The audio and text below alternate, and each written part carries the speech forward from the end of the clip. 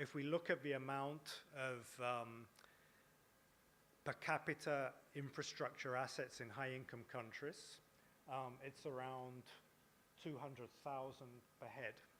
If we go down to the low-income countries, it's around 3,000 per head. Upper middle, lower middle income countries are in the middle. So when we're talking about, the challenges, particularly those faced by low-income countries, the issue is not how do we get to have 2 times more infrastructure than we have now, or 3 times more infrastructure we're having now. We're talking of several orders of magnitude, and I think that's a very important starting point, because to even talk about resilient infrastructure, you have to have infrastructure. So countries that really have a huge infrastructure deficit, again, it's not just a question of talking about resilience, it's actually getting the infrastructure to make resilient.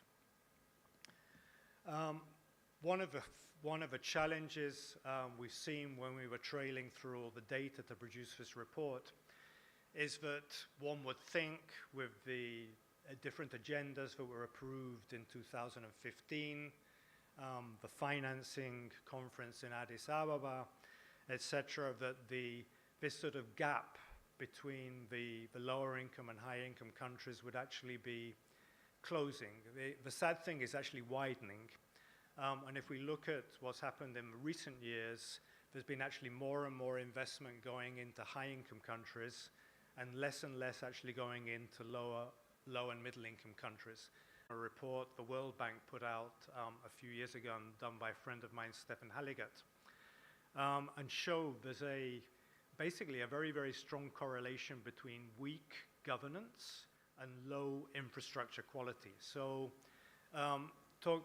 making infrastructure resilient, ensuring we have assets that last their design life cycle, they don't have premature obsolescence, reliable public services, is as much about, again, improving governance as it is about actually just getting the finance and the money.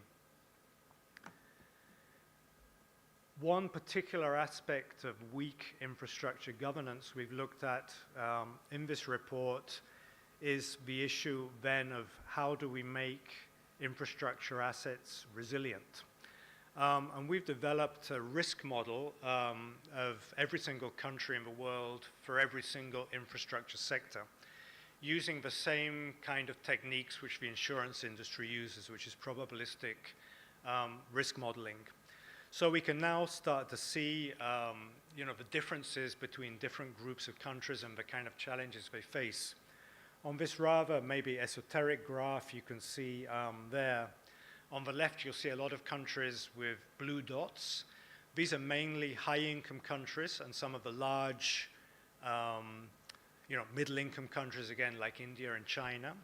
These are countries which have relatively low relative risks, but very, very high absolute risks. What that means is they can have actually huge losses, but they probably have economies large and diversified enough to be able to sort of absorb the losses and carry on.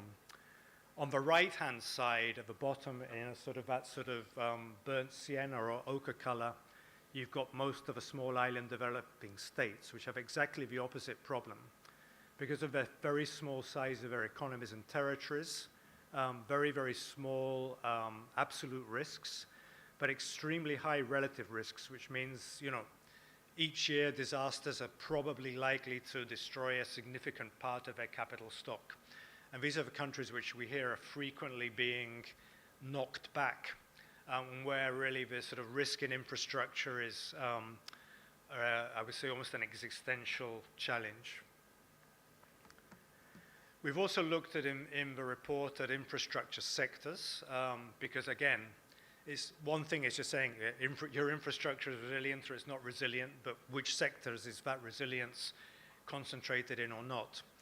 And what we discovered is that around 80% of the risk globally is actually concentrated in 3 sectors. So those are roads and railways, power and energy, and telecommunications. So, individual countries have got individual resilience challenges in other sectors, whether those are ports, airports, water, wastewater, and so on and so forth. But the common ones across all geographies are really those 3 big ticket ones. Those account for around 80% of the risk globally. We've also modeled, with this model, we've actually modeled climate change, taking a sort of a lower bound climate change scenario and an upper bound scenario. And there's several things here which I think are worth emphasizing. The first is that anyway, around 30-something% of the risk is associated with geological hazards. So that's earthquakes, tsunamis, earthquake-associated landslides. So this is a problem which is magnified by climate change, but it's not a problem of climate change. Even if we resolve the climate change problem, we'd still have roads being washed away by landslides, we'd have major destruction from earthquakes. But when we look at the impact of climate change on the risk, again, it's completely different for different income groups of countries. While the increase is fairly small in the case of high-income countries, as we sort of go, down the sort of the scale of the income geographies down to the low-income countries, this is really where the impact's going to be greatest. So it's really unfortunate that the countries which have got the biggest infrastructure deficit, so it's the lowest, number of assets per capita, the countries which have probably got the weakest infrastructure governance, have the greatest difficulties in keeping their infrastructure providing reliable public services and the highest risks anyway, these are the ones where the risks are going to be really magnified the most by climate change. And we also have the issue of systemic risk. This fact that most of the infrastructure built now has happened in the last 50 years is also being accompanied by other problems. One is being climate change, another one is loss of biodiversity. We often think of these things as externalities, but we need to start thinking of them as really as internalities, not as externalities. So it's what's accompanied the way we've done infrastructure, the way we've done urbanization. So the implication of this is not just about doing more of what we've been doing in the past in terms of infrastructure. We have to do it in a different way, which leads not to increasing systemic risk, but actually reduced systemic risk. We've also looked at this as a kind of an economic opportunity cost. Across low and middle income countries, so that's, I think, a large number of the countries in the world, what we're losing every year, the annual average loss, is something like a third of what we're currently getting in as new investment. So this isn't a very good omen. This is like the phrase we've used in the report. This is like pouring water into a bamboo basket. I mean, we're pouring the water in, and due to disaster, loss and damage, it's pouring out again. And somehow we need to turn this into an earthenware pot. And there's a lot of analysis in the report looking at comparing the risk to the capital investment that's coming in.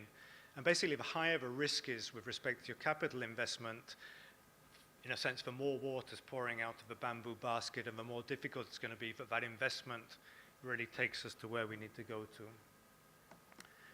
We've also looked at resilience, which, as I think everyone knows, is different to risk. Risk is just the probability of loss and damage. But resilience refers to something much more than that. It talks to how we can actually absorb that loss, respond to it, recover from it, adapt to it. So that means looking also, again, not just at the risk, but at the infrastructure deficit in countries. Countries which don't have much infrastructure, if they lose it, there's no redundancy there. The impact on their economies is far greater. And again, according to their capacity to respond and recover, they can have a higher drop and a slower or faster recovery time. In terms of where we are now, we've been measuring how much money is needed to do three things. One is actually strengthen infrastructure resilience. Second is achieve the SDGs. And third is to do the transition to net zero. Three critical tasks which we seem to set ourselves by 2050. The estimates which we've been able to bring together from the different international organizations that do these things, for low and middle income countries, we're talking in the range of 2.8 to 2.9 trillion of investment required per year between now and 2050. What's currently on the table, which includes private investment, public investment, and climate finance, is around approximately 200 billion, so less than a tenth of that. So we have, again, an order of magnitude difference. It's not a small difference. And when we've discussed this with finance experts, they said, well, in that case, actually, the absolute numbers don't really make any difference, because once you're talking orders of magnitude, it's a different ball game. So we have actually a huge sort of gap to fill. It's not a question of getting 20% more investment or 50% more investment. It's huge. And I think what we're putting forward here is, well, if we're going to actually get people interested in investing in resilience, and that's still something which is a challenge, we need to find ways of doing it. The first thing we need to do is really establish the economic imperative for investing in resilience. And what we're calling that is estimating the resilience dividend. The dividend, in a sense, is all the benefits you can get from investing in resilience. So that includes reduced asset loss and damage, reductions in service, interruption, more reliable public services, and obviously all the indirect benefits in terms of economic output, labor productivity, social welfare, reduced carbon emissions, all the things we could sort of add up and monetize. And I think the economic case is actually straightforward. I mean, all the studies we've looked at, if you actually account for the resilience dividend correctly, it's always in multiples of what it would actually cost to strengthen the resilience. So that's perhaps the sort of easy part. Another thing we've looked at is the role of nature-based infrastructure solutions to do that, to actually then implement or capture the resilience dividend. And this is an area, again, which has huge potential, but only in some sectors. It has a huge potential in the water sector. It has potential in the hazard mitigation sector, so I mean actually protecting against hazards. And there's something like, we reckon, around 11% of future infrastructure investment that could be addressed through MBIAS. So again, there's a lot of these things appear in the literature as cliches, that there can be a solution for everything. This is a great solution in some sectors, but it's not a solution for everything. One of the key things was is that we did a survey jointly with the University of Oxford of countries in all regions, and asking countries, I mean, what would they need to really build resilience into their future infrastructure investments? And one of the things that really came to the fore is national resilience policies, strategies, and plans, which is almost in a sense a political declaration of an intent that resilience is really important for my government. And when we talk to people, infrastructure investors in Wall Street about that, they sort of echoed that. They said, yeah, I mean, we also need signals from government to say this is important for us, because we've got the money, but we don't have the bankable projects. So it's a first way of actually sending signals to markets that countries want to do things in a different way. We then somehow need decent risk metrics. And risk metrics are metrics which can give us the sort of average annual loss, the probable maximum loss by territory, by infrastructure sector, etc. And to actually get these then into the sort of investment models that the investors use, whether those are public investors, if we may be talking to finance and ministries or planning ministries, but also increasingly private investors as well. And there's a need here to look not just at the capital expenditure, but at the sort of capital and operating expenditure flow over the full lifetime of the infrastructure asset. And again, if we've got the metrics and can get these into the investment modeling, it's another way of bringing this sort of resilience dividend actually into the sort of financial modeling. So it's moving again from an economic imperative to a financial imperative. Another point which, again, has really been brought home to us is the importance, again, of countries adopting resilience standards. That's a list. Don't ask me to read it out, because unless I go to the optician, I can't even read it. But that's a list we came up with of existing global, regional, and sectoral standards on resilience around the world. So there's a lot of standards around. But at the country level, a lot of these haven't found their way down into national legislation, national standards, things that can actually then be implemented in infrastructure projects.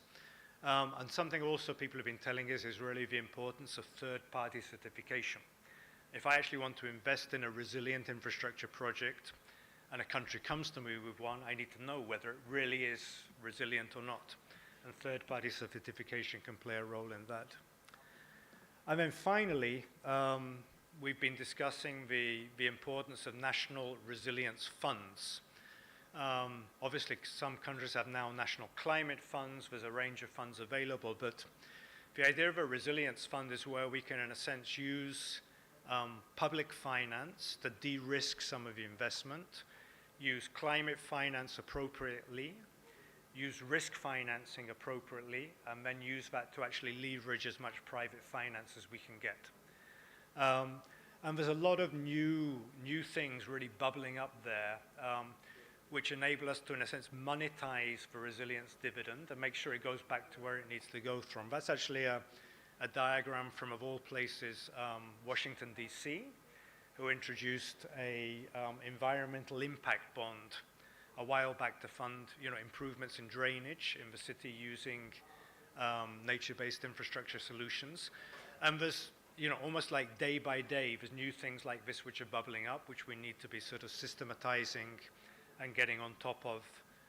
So these are all just ways and means of how to really take this idea of resilient infrastructure from being an abstract concept, which is, for what a lot of it is, a lot of us think it's something great we need to have, but how do we actually bring this down to something that can actually be actionable by governments, by private investors, and bring it to something which can actually happen. So that's the platform we're going to be launching later in the year. It's called the Global Infrastructure Risk Model and Index, GIRI.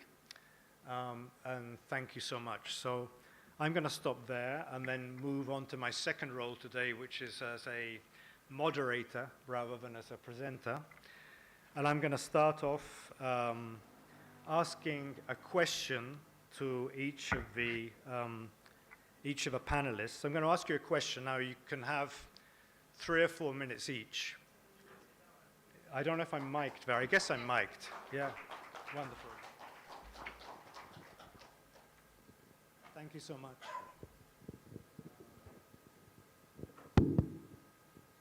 So I'm going to ask a question to each one of the panelists.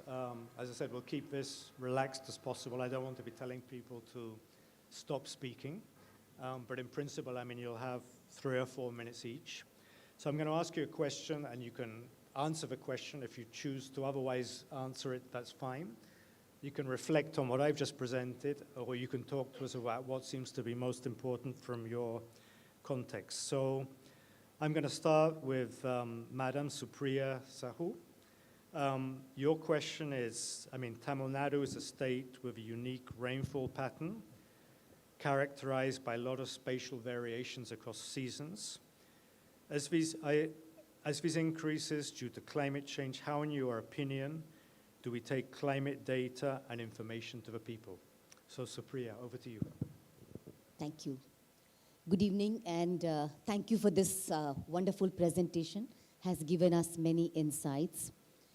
When you were making this presentation, you actually said something which is very relevant to what we are doing. And you said that in the present scenario, what is happening is, in order to counter all the adverse impact, we have to do things differently. And that's what exactly we are doing at a sub-national level. I represent the government of Tamil Nadu, and I'm an officer who is dealing with the climate change here and the adverse impact of the climate change, obviously. What we're trying to do is to do it completely differently, completely innovatively, and we're trying to do it with the local communities. And all our intervention is actually based with people at the center as to whatever we are doing. And to give an idea, I'll just like to start with a small village here in Tamil Nadu, where our work has shown that local communities, everybody talks that they are actually very vulnerable. They are, at a very great risk of, the adverse impact of the climate change and all. But we have seen it with our own eyes. We have taken up certain villages in Tamil Nadu to make them as climate smart villages. And our work has taken us to one of those, the last villages at the tip of Tamil Nadu, if you look at the map, which is, Kodikarai village, where we also have, it's a Point Calimere, well known.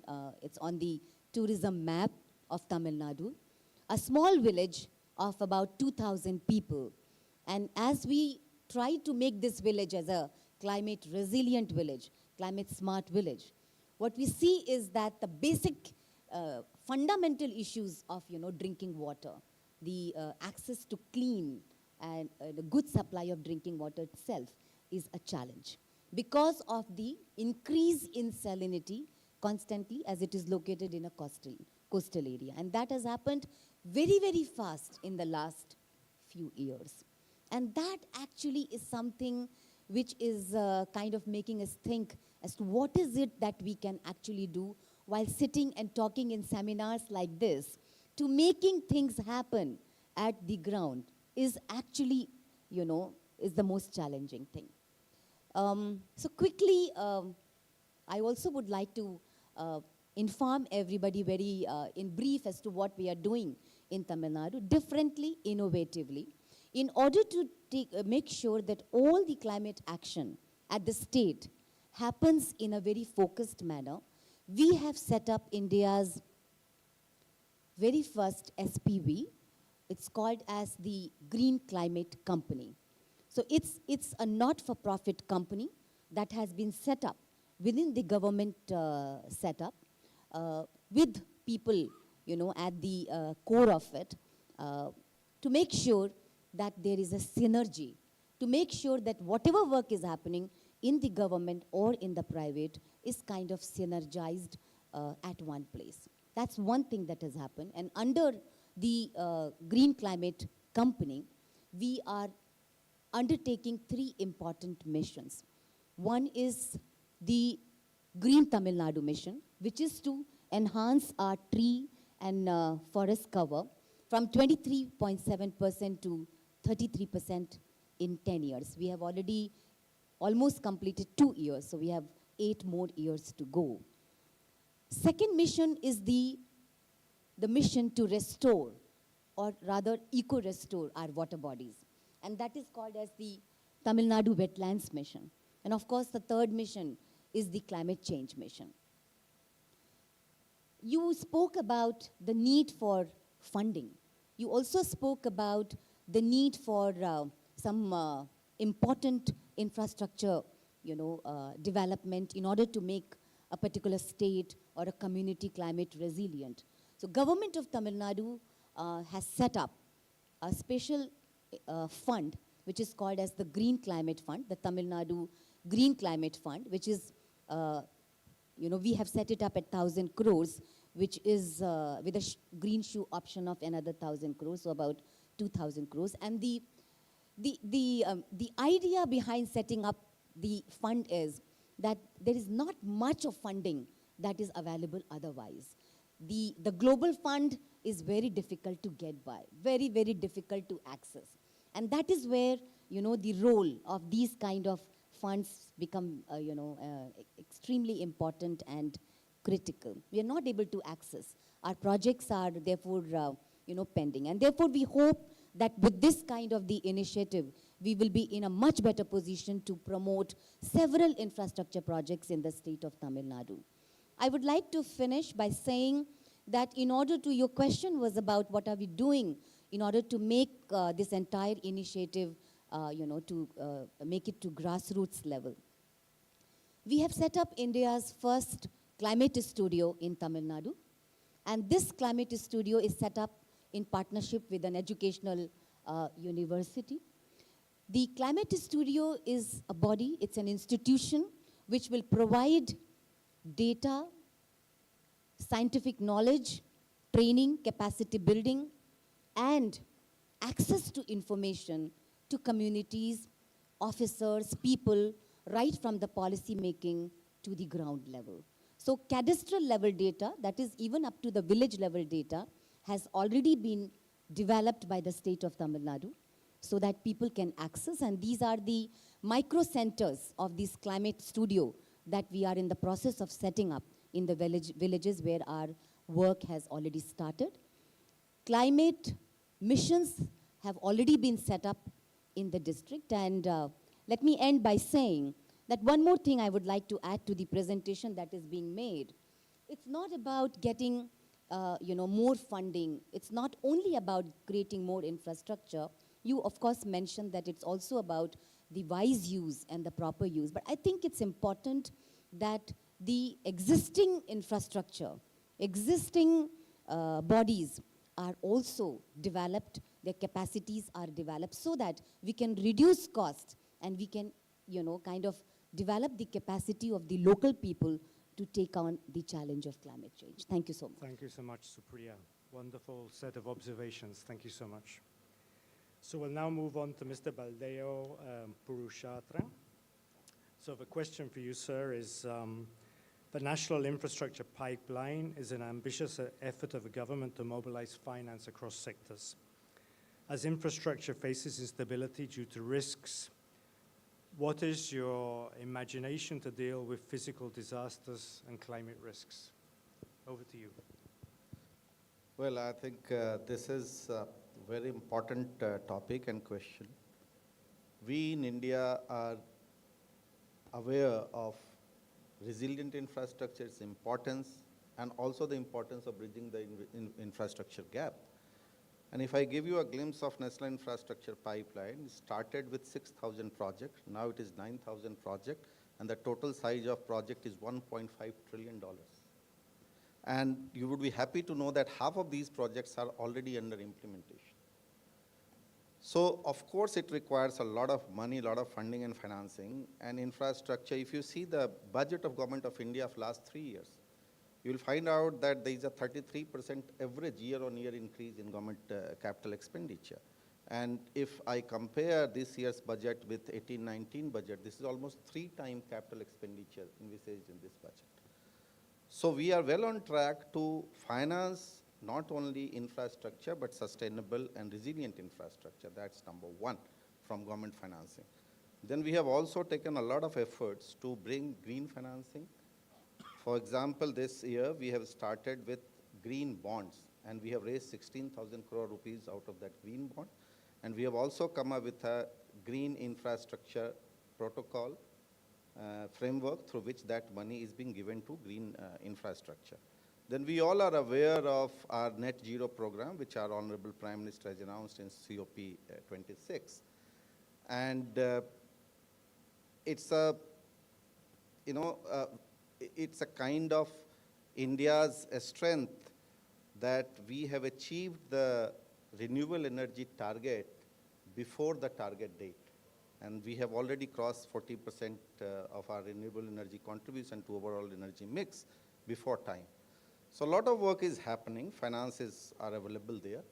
From risk point, of course, when I see infrastructure, it's not only infrastructure which is resilient from natural disasters, but also I see that there should be an infrastructure which is sustainable and which is socially inclusive.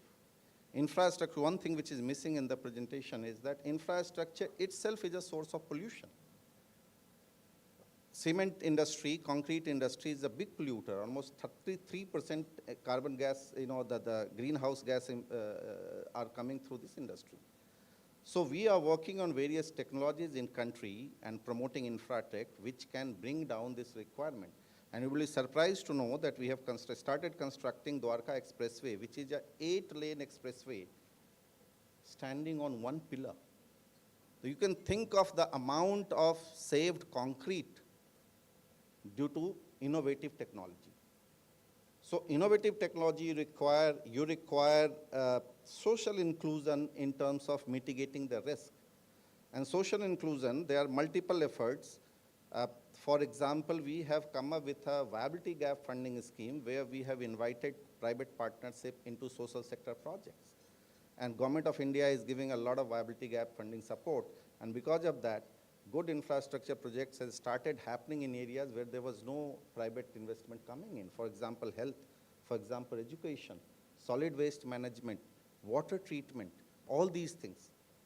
Jal Jeevan Mission itself is a good example how we can mitigate the social inclusion risk and make infrastructure very resilient, where it's not only providing water to every household, but also ensuring that the water sources are not depleted, and they should keep on rejuvenating all the time. By involving the local community through Jal Jeevan Mitra, a friend of water, and only local women self-help groups are involved. So once you identify, when I see infrastructure, it's a combination of three different risk profiles. One, that it has to be able to withstand the vagaries of nature. It has to be disaster resistance or resilient. It has to be sustainable. It's not only making infrastructure today, but to ensure that it is there for future, and future generations do not face the problem which we are creating today. And thirdly, it should be socially inclusive. So by making all these three things, and this require money, of course this require money, but at the same time, thinking resilient infrastructure only in terms of money probably is not the right way of thinking.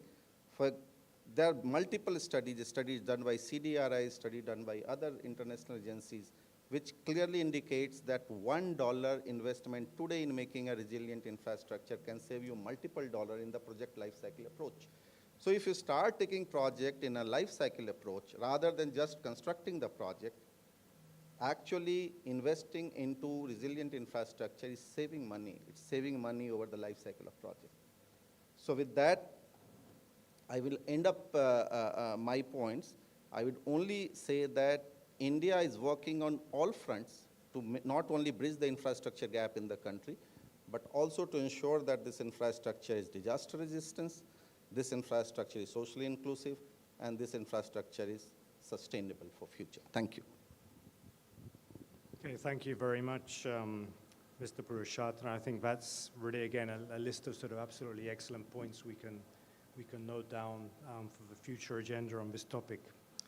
So India, I mean, has a long history as being a sort of a leader in disaster risk reduction in Asia. But one of the other countries that's also been a leader for a number of years is Indonesia. It's an absolute pleasure to have with us today Dr. Raditya Jati. Raditya, I'm going to ask you a question as well. So Indonesia is undergoing significant infrastructure investments across sectors such as power, transport, and water. What are some of the challenges faced by the government in strengthening the resilience of infrastructure, and how have you been addressing these challenges? So over to you, Raditya. Thank you. Thank you, Andrew. It's been a long time we have been seen together in the one panel.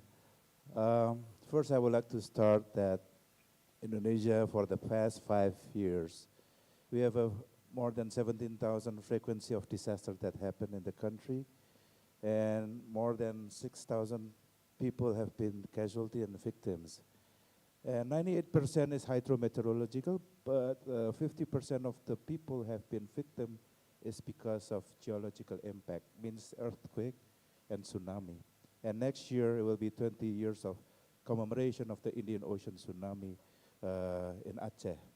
Last year, at the end of the last year, 7-second 5.6 in Cianjur, 600 people have been passed away, and more around 60,000 infrastructure have been damaged and 20,000 severely damaged. Means infrastructure is a very important issue in our country to make our resilience.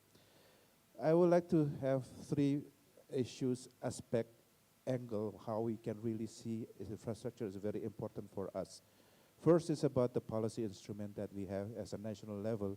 Indonesia is a big country with archipelagic state, 17,000 islands, and you can see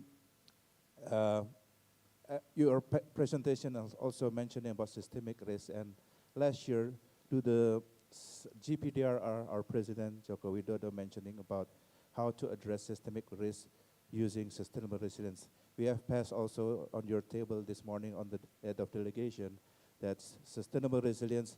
And the third point is mentioning about the climate and disaster infrastructure resilience. So as a policy instrument, there has also been a degree for the president for the 25 years next until 2045, means this is beyond 2030, beyond SDGs, beyond SFDRR, and beyond COP21.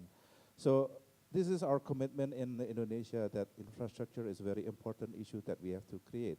That's why policy instruments should be also engaged into subnational level.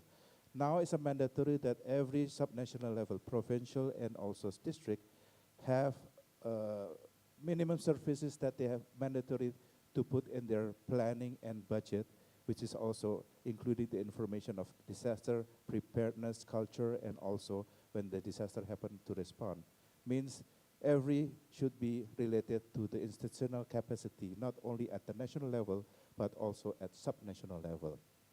The second aspect we want to highlight is about the financial issues that Ibu Supriya also mentioned about that, how to access the funding at local level.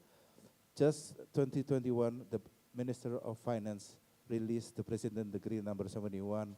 Pooling fund is one of the solution we want to create, how the community can also access the funding using for preparedness mitigation and also rehabilitation and reconstruction post-disaster when the disaster happened.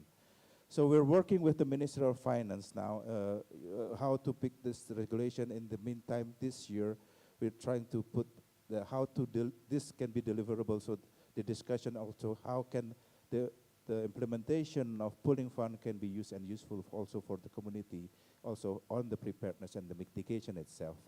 The third issue I want to highlight is how to leverage the partnership with other line ministry, including at the national level and subnational level. How to bridge the gap and how to bridge among us from the National Disaster Management Authority, especially with the Ministry of Public Works, where they are the one who's responsible on infrastructure.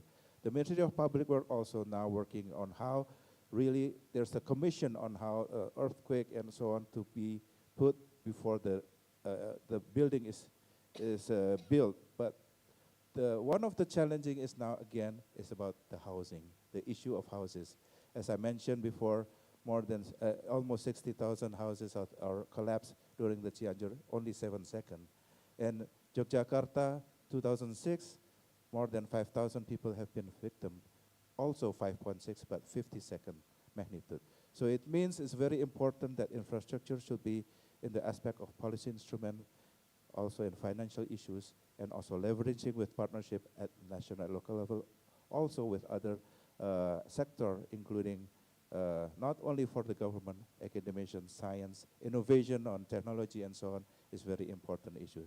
That's why we're committed with the Indonesian government that sustainable resilience should be for the future. Thank you, Andrew.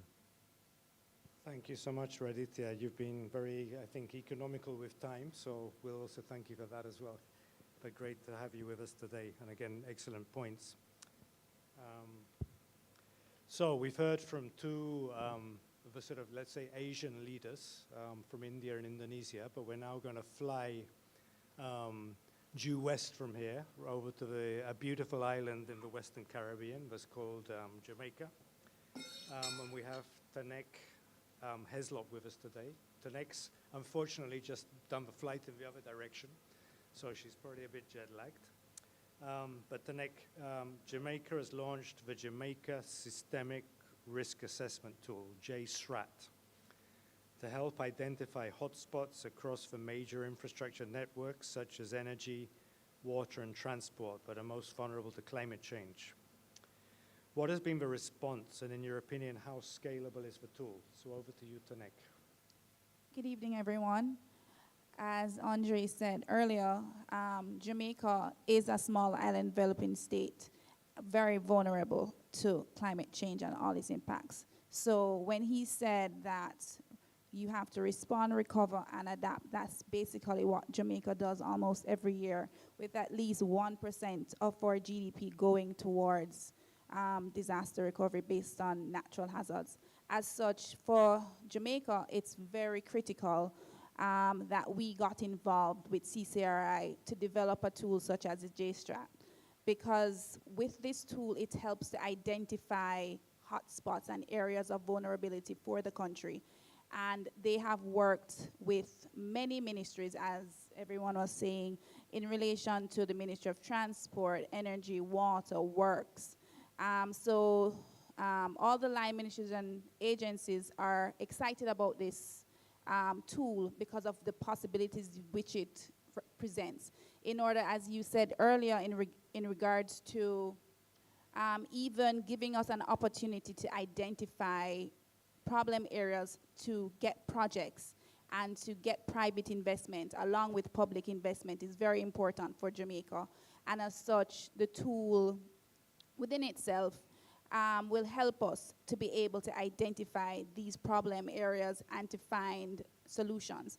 And as he said earlier, in relation to NBS, those solutions are going to be critical for us, especially in the sectors such as water. So with that, yes. In relation to it being replicable, we're actually now going to work with the 5Cs, which is the Regional Climate Change Network for the Caribbean, sorry. And they will be spearheading this tool that's been piloted in Jamaica and spreading it towards the Caribbean. So the lessons learned that will be that are from Jamaica will be used across the Caribbean. So as Andre said earlier in his presentation, it's very important for tools and capacity building in order to help countries like Jamaica that are at the highest risk, most vulnerable, to help us to get funding, to help it to be identifiable to others why we would need this sort of tool or assistance. Let's see. I'm very economical with time. Let's see, right. So the next phase looks to harness opportunities to inform more effective and climate resilient policy and decision making. The tool will directly contribute to the design of climate resilient projects that accelerate investment in resilient infrastructure in Jamaica. And as such, everything that has been said, and we can learn from countries such as India and Indonesia as to what it is that they've been doing to help small island developing states like Jamaica. So I'm very eager and here to learn and to bring back whatever information that's here so that we can learn in Jamaica. Oh, I still have 30 minutes. Right. So. Don't stop. Yes. Right. So as he said, we've been working with the University of Oxford, the Planning Institute of Jamaica, and the GCF to take this to various stages. So with this systemic tool, it highlights all the vulnerabilities, the areas. So there are certain areas in Jamaica, for example, they were saying like in Hunts Bay, where it floods every time, even if it's like a simple rain for like 2 hours, it floods. People have problems accessing. So they're trying to find solutions to this. So with the tool, it helps to identify these areas for focus to be made and for policies and decisions to be made easier. So that's why persons are excited about this tool and looking to replicate it and make it scalable. Okay, Tanek, thank you so much. I think we can maybe come back to some of these points afterwards when we have actually the interventions from the floor from all the speakers. You're raising, I think, a lot of extremely relevant and interesting points for countries of, I mean, completely different sizes. I'd now like to, Sophie, bonjour. So we can't hear you. Can we get some sound from Sophie, please? Someone on the technical side? Yeah, we can now hear you. Sophie, welcome. Good afternoon. I hope you can see us here in Chennai. So Sophie, thank you so much for joining us. Sophie's from OECD. So the question for you, Sophie, is OECD has identified standards as one of the tools to strengthen the enabling environment for climate resilient infrastructure, and we completely agree with that statement.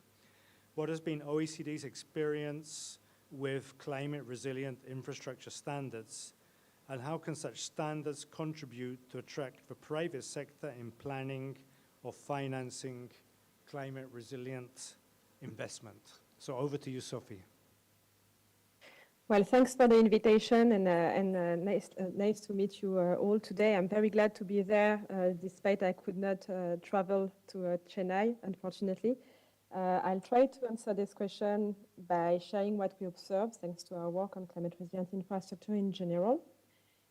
First of all, I think that's reminding that the fact how to ensure climate resilience is a continual process that requires a life cycle approach was highlighted by Mr. Purushottam today, and it's very important to us. It means basically that climate risk must be assessed when planning and designing the infrastructure, that solutions must be found to mitigate the risk and proposed at planning stage or at design stage already, but also when assessing or prioritizing projects to be financed, one should also make sure that climate resilience has been integrated. And this requires an enabling environment to ensure that infrastructure stakeholders share the same definition of climate resilience and understand how to integrate such consideration depending on their role in the infrastructure lifecycle. So standards, broadly speaking, are indeed one of the tools that the OECD has identified to provide such incentives.